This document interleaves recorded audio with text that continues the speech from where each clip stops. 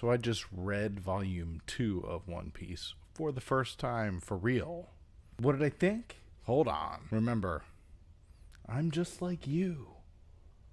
I buy all the things too.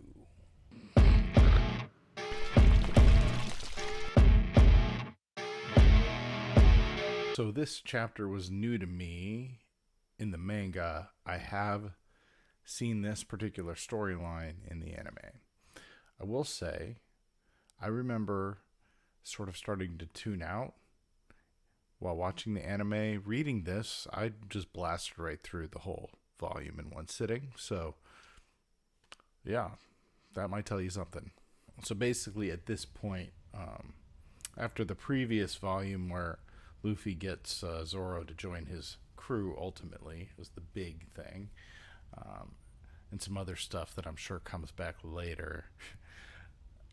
Now, volume 2, Zoro and Luffy have been split up.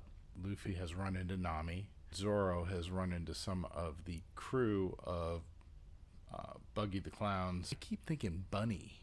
Buggy, Bunny. Ugh. Clown bunnies. I don't know why. He's a big old ugly clown pirate. That would freak some people out. You know, clowns are bad enough. You combine clowns and pirates.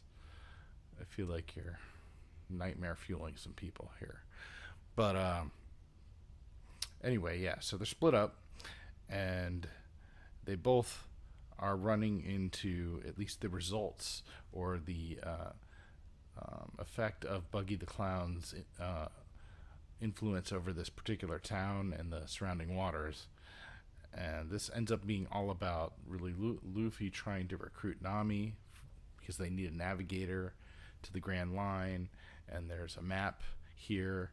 And so in order to get through all that, get all the things they need, and convince Nami to join, they end up basically having to destroy this pirate and his gang, or and his crew, excuse me.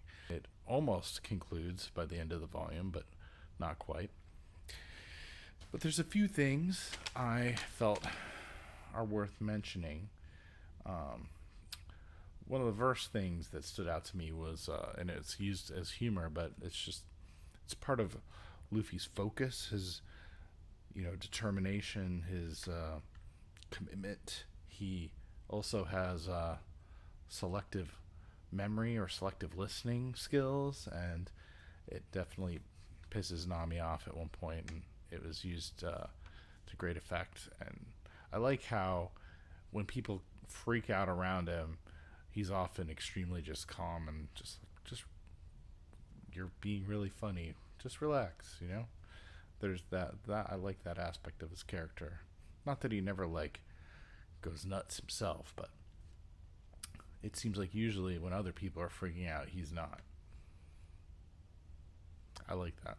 Other thing that stood out to me was Luffy at one point has a pretty cool use of his gum skills, and he does the balloon and catches a cannonball and shoots it back. That's cool. I enjoyed that. There's some really good art tied into those particular, I think they're called buggy balls. Yeah, there's some good drawings around that. And then really the heart, if you will, of this volume is the dog, Chow Chow. And really, Luffy's treatment of the dog, I think, is what really puts Nami over the edge. And I like how they did that.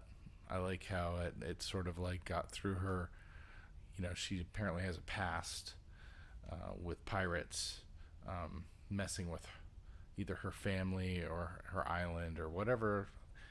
I know she's going to try to buy some specific town or island or something, and I know that at least I think that becomes a whole storyline. But his treatment of this animal gets her past her issue with him being a pirate enough to be able to at least work together, right? So I don't know. I really enjoyed it. I think I was able to kind of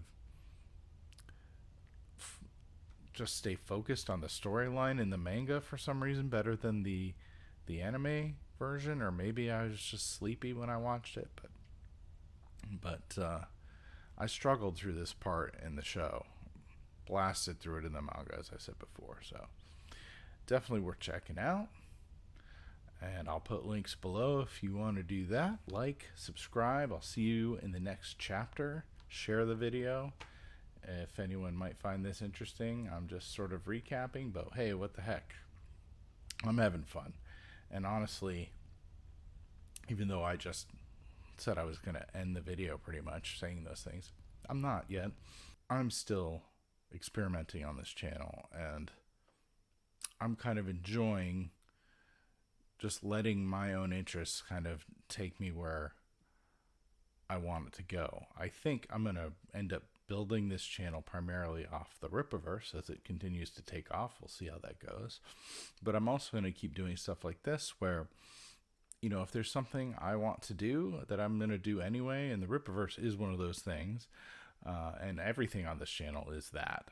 But even if some of this stuff is less effective in building an audience, I'm still making it part of my channel because for me it helps express what this channel is becoming, which is express my different interests, my different modes that I go in. I shift around like between games, books, movies, comics. I go through some pretty dramatic, I don't know, modes is what I'm saying, but phases almost. Yeah, so that will be reflected on this channel to some degree. Although I know a lot of you are here for the Rippaverse stuff, and I guarantee that is going to be the focus moving forward. But I've got to do other stuff too, and especially right now, there's not too much to talk about. But I can't just talk about one thing. I can't. Maybe I can build the channel off of one thing at first, but eventually, if this continues to grow, well, even if it doesn't, I'm just going to keep doing this anyway. I'm going to maybe find ways to build it around my interests, but even if not, I'm just going to keep doing what I'm doing, and I have to do this for the passion that I find behind it. I can't sit here and talk about things that I have no interest in, or bash stuff even if I really dislike something. It's just not what I want to do. Until one day, if I want to make a video like that, maybe I will. Anyway, rambling over. Peace.